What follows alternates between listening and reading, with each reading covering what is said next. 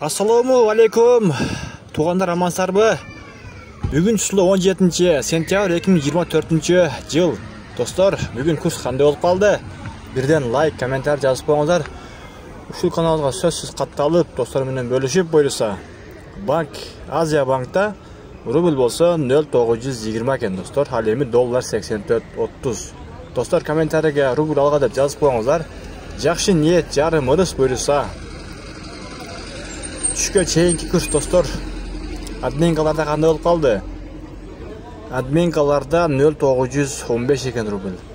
Достар, сіздерден лайк болсын, ал эми бизден кызмат болсын, достар. Ал эми кийинки банкта, Доскрада банкта кандай болду? 92 екен, достар. Доллар 84.40.